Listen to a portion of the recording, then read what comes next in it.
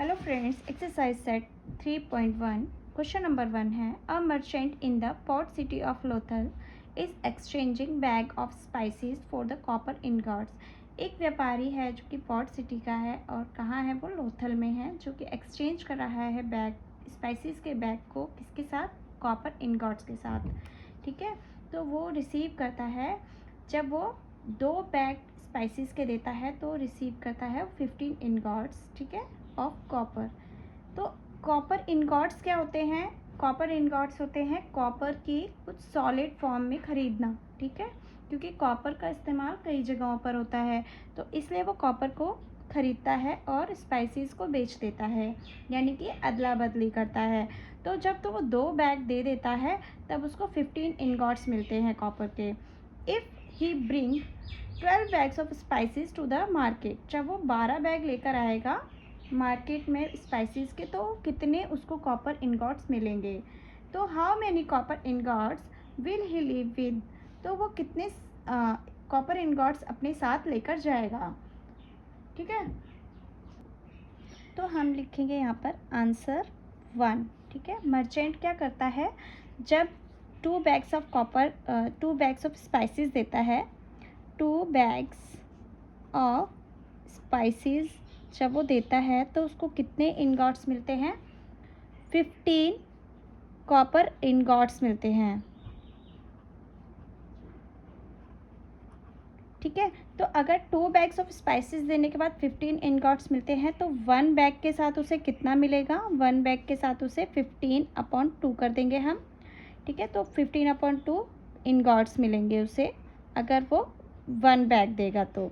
ठीक है, 15 का आधा। ठीक है, अब इस तरीके से हमें कितने बैग लेकर आया है वो, अब की बार मर्चेंट कितने बैग लेकर आया है, 12 बैग लेकर आया है। तो 12 बैग के साथ उसे कितना मिलेगा, तो हम क्या करेंगे, एक बैग का जो हमने निकाला है 15/2 मल्टीप्लाइड बाय 12 कर देंगे। ठीक है, 12 करने के बाद इसको काट दे, 2 1 2, 2 6 12 एंड 15 6 90। तो वो अपने साथ कितने इनगॉट्स लेकर जाएगा, 90। तो हम लिख देंगे कितने इनगॉट्स, हाउ मैनी इनगॉट्स, तो हम लिख देंगे 90 ingots, copper ingots he will leave with. ठीक है, तो इस तरीके से क्वेश्चन नंबर 1 आपका कंप्लीट होता है। देन आते हैं हम क्वेश्चन नंबर 2 पर।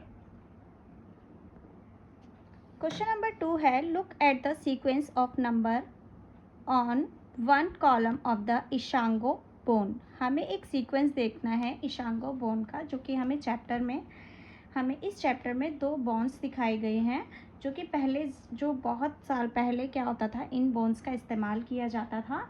ठीक है, किस लिए इस्तेमाल किया जाता था, कैलकुलेटिंग के लिए एंड कैलेंडर के लिए इस्तेमाल किए जाते थे, बोन्स का इस्तेमाल होता था।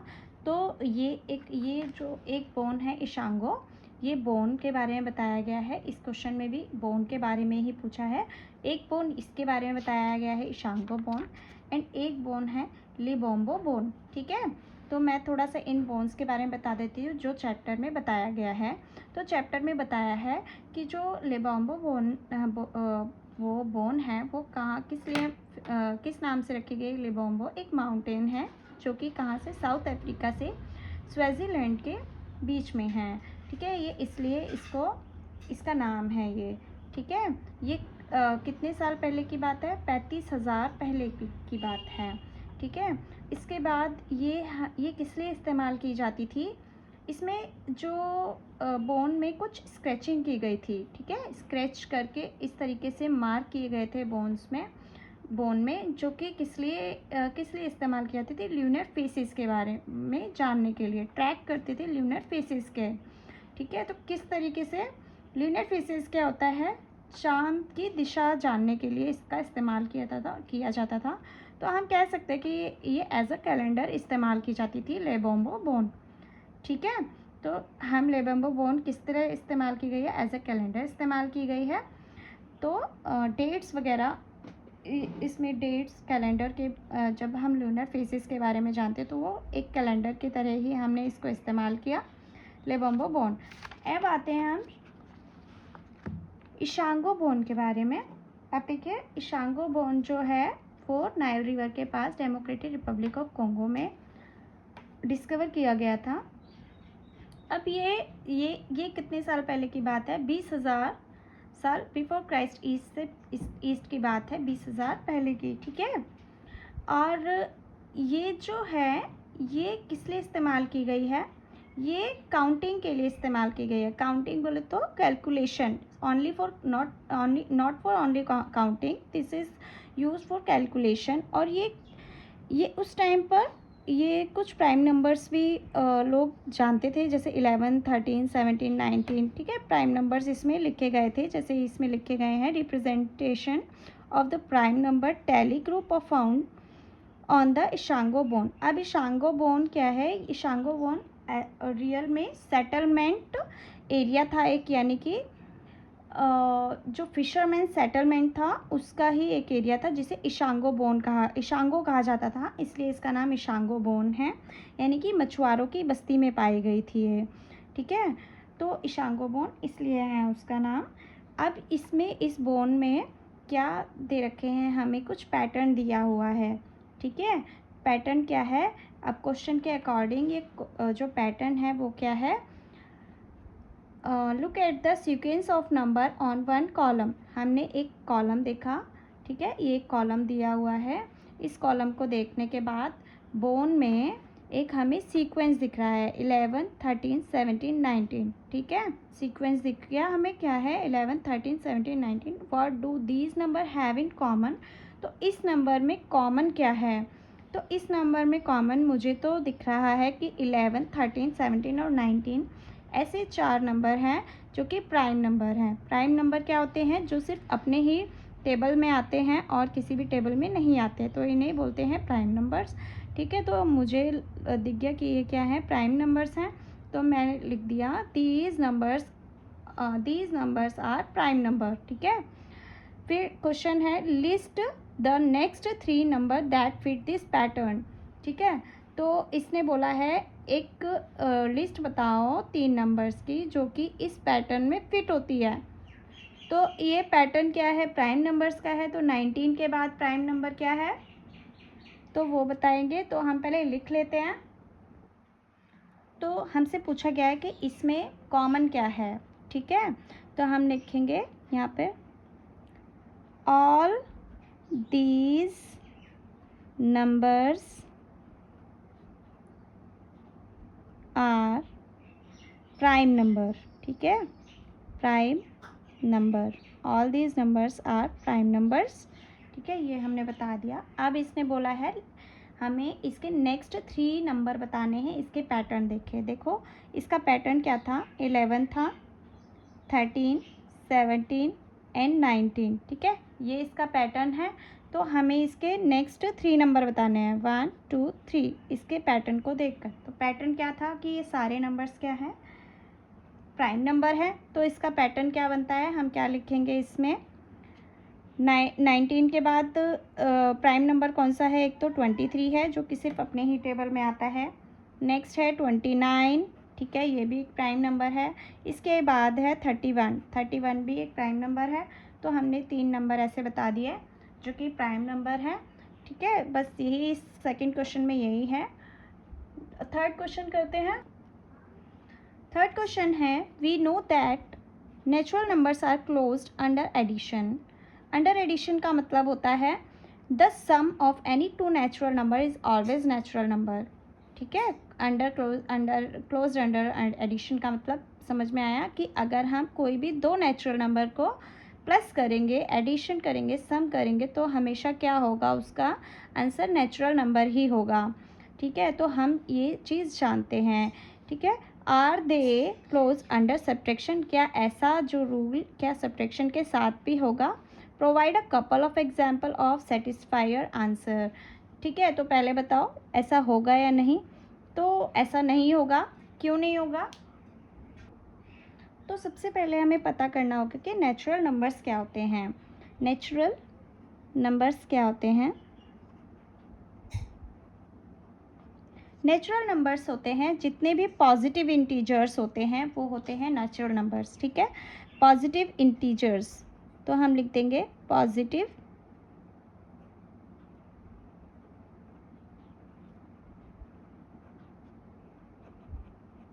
ठीक है। पॉजिटिव इंटीजर्स क्या होते हैं, नेचुरल नंबर होते हैं और स्टार्ट विद, किससे स्टार्ट होते हैं, स्टार्ट विद 1 एंड अपवर्ड, ठीक है, यानी कि 1 से स्टार्ट होते हैं और जितने भी नंबर्स आप लिख सकें, ठीक है। तो ये होने चाहिए, पॉजिटिव इंटीजर्स होने चाहिए और स्टार्ट विद 1 होना चाहिए, यानी कि 1 2 3 4, ठीक है। ये सारे क्या हैं, ये नेचुरल नंबर्स हैं। तो अब क्वेश्चन क्या है कि अगर हम किसी भी दो नेचुरल नंबर को क्या कर दें, प्लस कर दें, ठीक है। तो 1 + 2 किया, ये नेचुरल नंबर है और हमारे आंसर जो आया वो भी क्या है, एक नेचुरल नंबर है, ठीक है। तो ये तो हमने हाँ बोला, क्वेश्चन भी बोल रहा है कि अगर आप किसी भी दो नेचुरल नंबर को प्लस करते हैं तो आपका आंसर नेचुरल नंबर आता है। तो यस आता है। क्या ऐसा ही सब्ट्रैक्शन के साथ है कि अगर आप किसी दो नेचुरल नंबर को माइनस करें तो आपका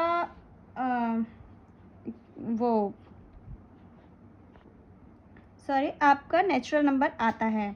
तो हमें क्या करना होगा, मान लो हमने किया 2 - 1 किया, ठीक है। तो 2 - 1 करेंगे तो हमारा 1 आएगा। तो ये एक नेचुरल नंबर है, ठीक है, यस ये एक नेचुरल नंबर है, ठीक है। लेकिन अगर हम 1 - 2 कर दें तो क्या ये एक नेचुरल नंबर है? देखो 1 - 2 करेंगे तो हमारा आंसर आएगा 1, क्योंकि बड़ी डिजिट पर क्या है, माइनस है, तो हमारा आंसर 1 आएगा। तो -1 आएगा, जो कि एक नेचुरल नंबर नहीं है, क्योंकि मैंने पहले ही बताया था क्या होना चाहिए, पॉजिटिव इंटीजर्स होना चाहिए, ठीक है। ये लेकिन ये क्या है, नेगेटिव है, तो ये एक नेचुरल नंबर नहीं है। तो हम क्या लिख देंगे, नो, ठीक है। तो इसका आंसर हम क्या लिखेंगे, नो। तो हम लिखेंगे natural numbers, no natural numbers close under the subtraction, ठीक है। क्वेश्चन में से ही लिख देंगे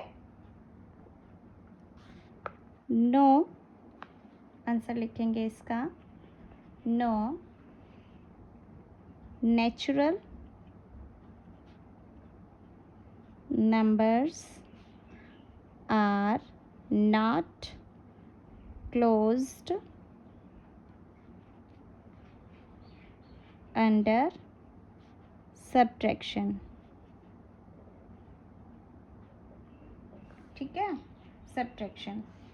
तो ये हो गया हमारा सब्ट्रैक्शन में इसका नहीं होता, जो कि हमने दो एग्जाम्पल दे दिए हैं, दो पेयर ऑफ एग्जाम्पल दे दिए हैं, जैसा कि क्वेश्चन में बताया गया था कि अगर हम नेचुरल नंबर को माइनस करें, मान लो हमने यहाँ लिख दिया 2 - 1 करें तो हमारा क्या आ रहा है, एक नेचुरल नंबर आ रहा है, ठीक है। तो ऑलवेज तो नहीं होगा, no natural number are not closed, always करके, not always closed under subtraction, ठीक है। तो 2 - 1 करेंगे तो 1 आ जाएगा, नेचुरल नंबर है। और अगर हम 1 - 2 कर देंगे तो ये हमारा नेचुरल नंबर नहीं आएगा, ठीक है, क्योंकि वो नेगेटिव इंटीजर आया है हमारा। नेक्स्ट आते हैं क्वेश्चन नंबर 4 पर।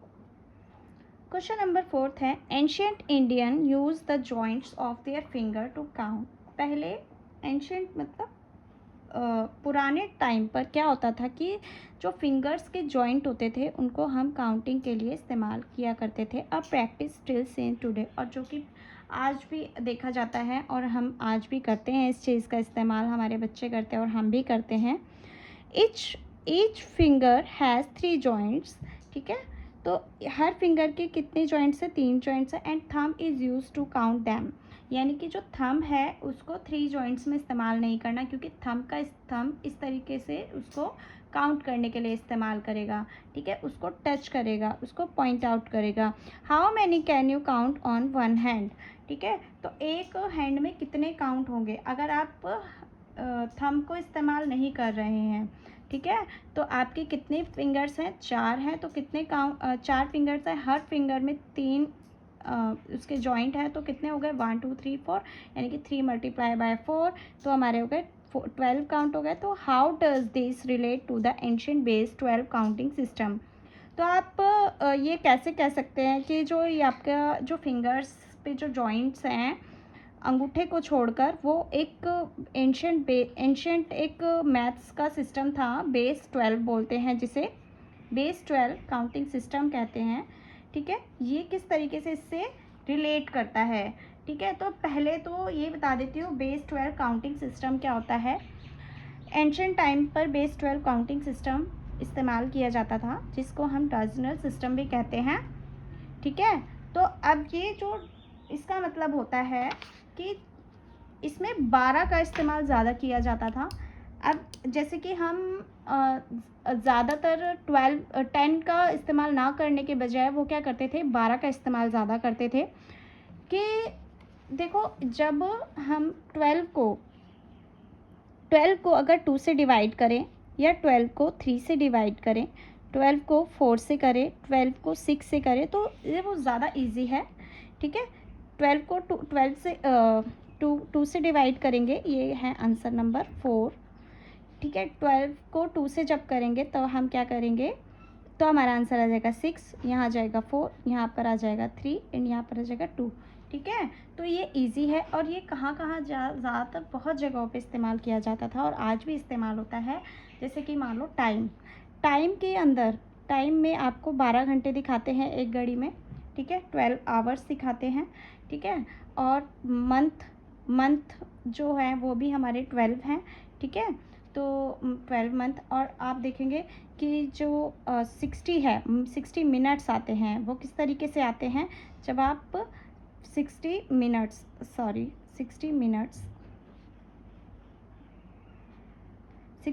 कैसे आते हैं, जब 5 को 12 से मल्टीप्लाई करा देते हैं तो हमारा 60 मिनट्स आ जाते हैं।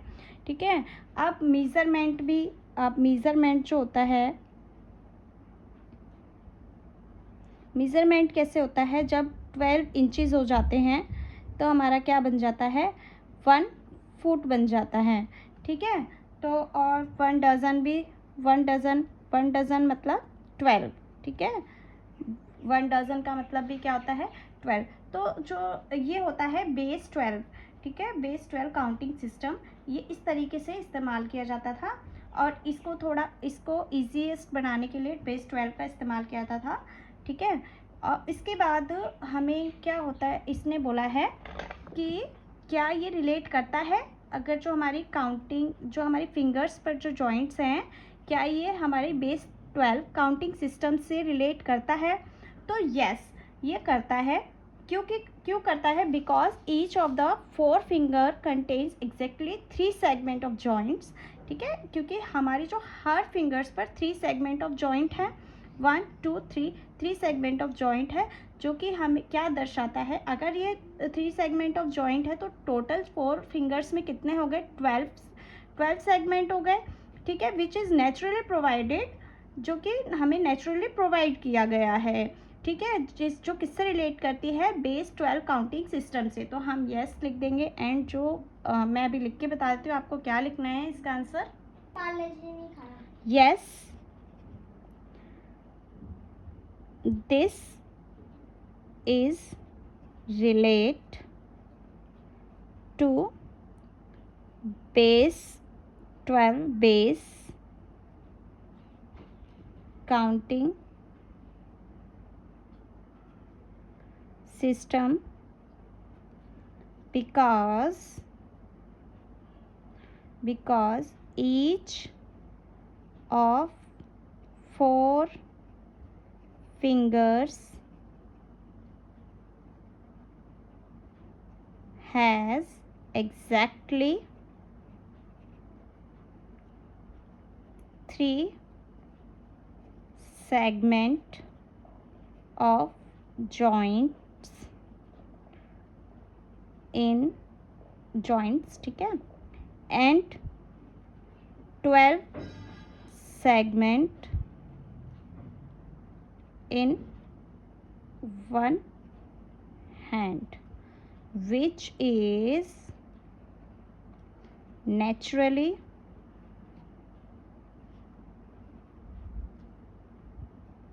provided। ठीक है, जो कि नेचुरली प्रोवाइडेड है, naturally provided. and work as